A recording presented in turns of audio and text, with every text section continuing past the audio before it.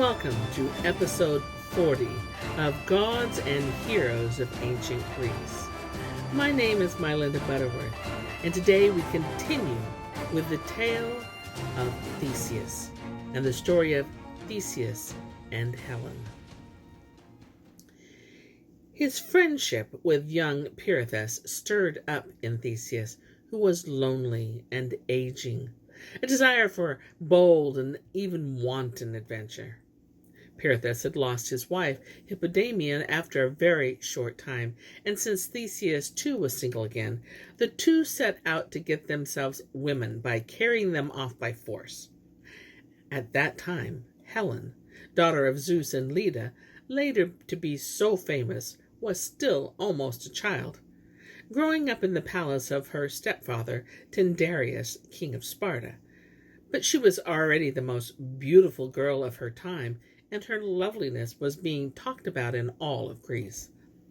When in the course of their predatory expedition, Theseus and Pirithous came to Sparta, they saw her dance in the temple of Artemis. Both were inflamed with love. With insolent daring, they stole the princess from the sanctuary and took her to Tegea in Arcadia.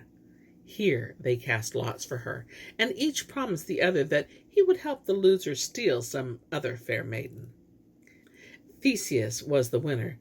He took his prize to Aphidnia in Attica, and put her in the care of his mother, Aretha, and under the protection of a friend. After this he joined his comrade in arms again, and both began to plan a deed worthy of Heracles. For Pirithous had resolved to solace himself for the loss of Helen by abducting Persephone, the wife of Pluto, from the underworld.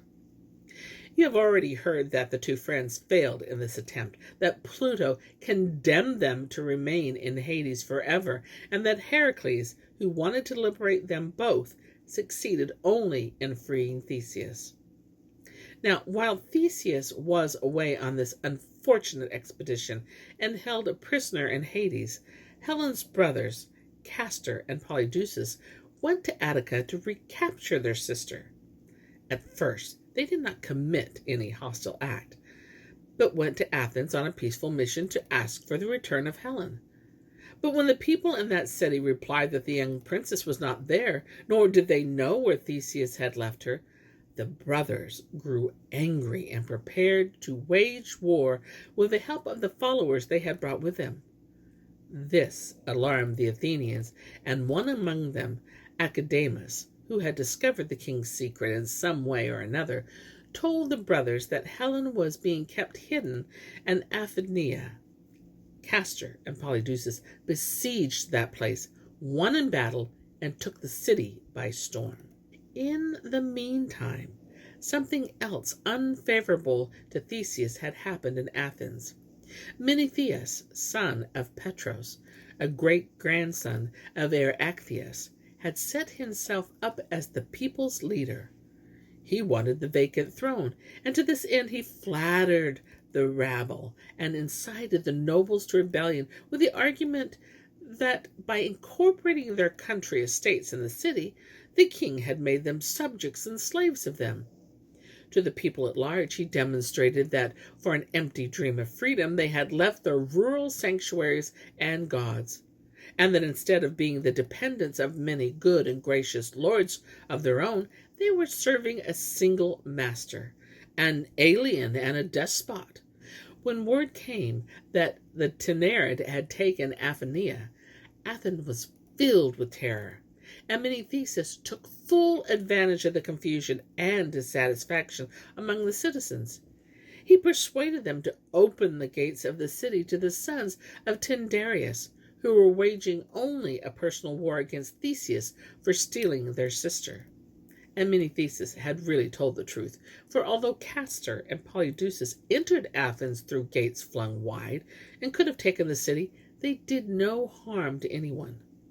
Rather, they did request that, like other well-born Athenians and kinsmen of Heracles, they be initiated into the secret rites of the Eleusinian mysteries. When this had been granted, they left the city escorted by the citizens who had come to love and honor them, and journeyed homeward with Helen. The end of Theseus. In the meantime, Theseus had been freed by Heracles and returned from the underworld. But even now he was not to have peace on his throne. For hardly had he resumed his place at the helm of the state when revolts broke out against him. Menestheus was always at the head of these, and he was backed by the nobles, who still called themselves Pallantides in honor of Pallas, the uncle of Theseus, and his sons who had been vanquished and slain. Those who had hated their king before gradually lost their fear of him, and the common people had been so indulged by Menestheus that they refused to obey and craved only more and more potent flattery.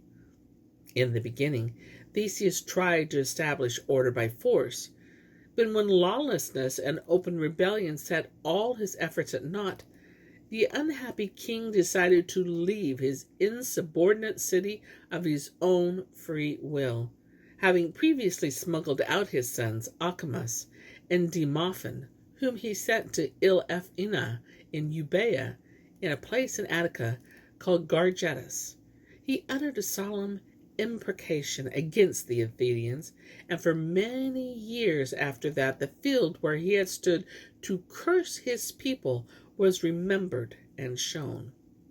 Then he shook the dust from his feet and sailed to Scyros, where he owned large estates left to him by his father.